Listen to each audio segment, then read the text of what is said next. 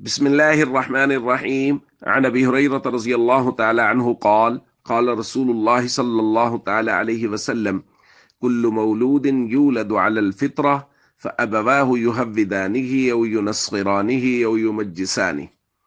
رواہ البخاری۔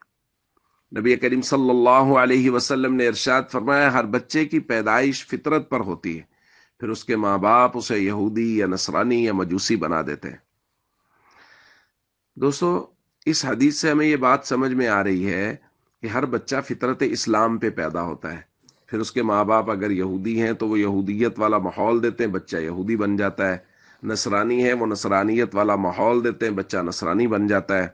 اور مجوسی ہیں تو مجوسیت والا ماحول دیتے ہیں، بچہ مجوسی بن جاتا ہے۔ اب ہمیں یہ دیکھنا ہے کہ ہم اپنے گھروں میں اپنے بچوں کو کیا ماحول دے رہے ہیں۔ ہمارا بہت بڑا مسئلہ یہ ہے معاشرہ من حیث المعاشرہ کہ ہم اپنے بچوں کی اسلامی تربیت بالکل نہیں کر رہے، نہ عقائد پہ محنت، نہ اعمال پہ محنت، بلکہ ہم نے اپنے بچوں کو حوالے کر دیا ہے، ٹی وی نیٹ ورک کے حوالے کر دیا، سوشل میڈیا نیٹ ورک کے حوالے کر دیا۔ اب ہمارے بچے وہاں سے تربیت پا رہے ہیں۔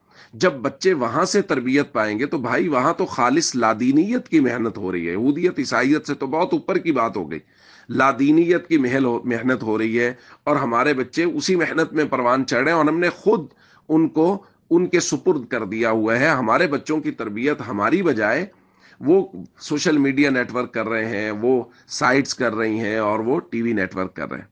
یہی وجہ ہے کہ ڈراماز کی ہوئی تربیت کی وجہ سے اچھے اچھے خاندانوں کی بچیاں، جن کی مائیں اس خاندان میں جب بیاہ کر آئی تھی، انہوں نے صرف اس گھر کو بلکہ پورے خاندان کو سنبھالا تھا، اب جب بچیوں کی تربیت ان ماؤں نے خود نہیں کی بلکہ ٹی وی نیٹ ورک کے حوالے کر دی، تو ڈراماز دیکھ دیکھ کے وہ بچیاں جب ان کی شادی ہو کے دوسری جگہ گئی تو انہوں نے وہاں جا کے ادھم مچا دیے، بگاڑ پیدا کر دیے، فسادات کروا دیے خاندانوں میں، اس لیے کہ وہ سوچ رہی ہیں اپنے آپ کو اس ٹی وی ڈراما کی نظر سے۔